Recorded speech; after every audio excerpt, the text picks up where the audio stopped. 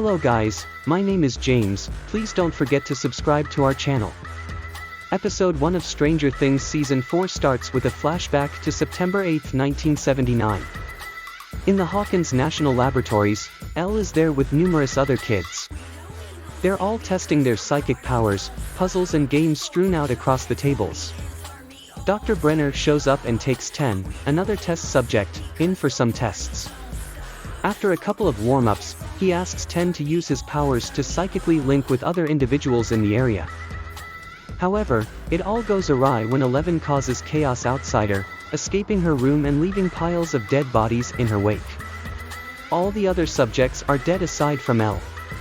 But was it actually her? Or is there something else going on here?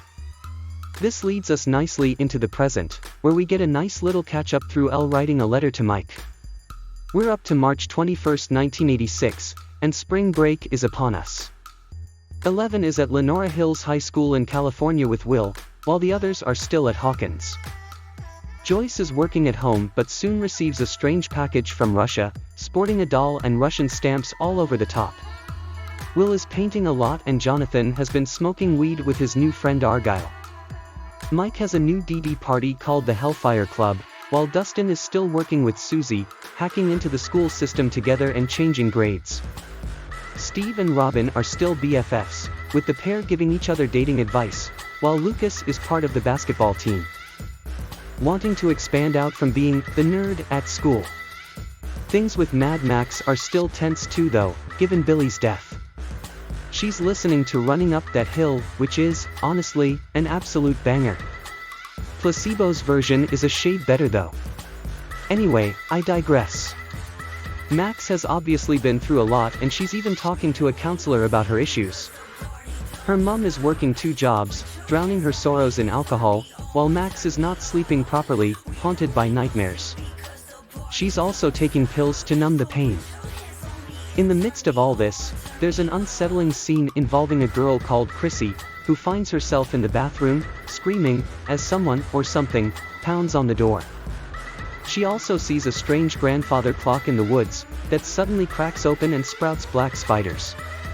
It's pretty unnerving, but she does end up befriending the new Hellfire captain, Eddie. She scores some drugs from him but wants something harder. He encourages her to show up at his place after school. In California, Elle is bullied by the resident BTCH Angela. At the same time, Joyce smashes open the Russian doll and finds a note inside, reading, "Hop is alive." Back with the kids for now, and a lengthy moment sees Erica join the Hellfire Club for the night, filling in for Lucas who scores the winning basket for the championship. That night, Eddie invites Chrissy over to his caravan. She wants to take the edge off the nightmares she's suffering from. The faint chimes of a clock continue to taunt her. While she seems to be experiencing bits of the upside down too. Frozen in place, Chrissy is stalked by that same strange creature we saw at school. Don't cry, Chrissy. It's time for your suffering to end.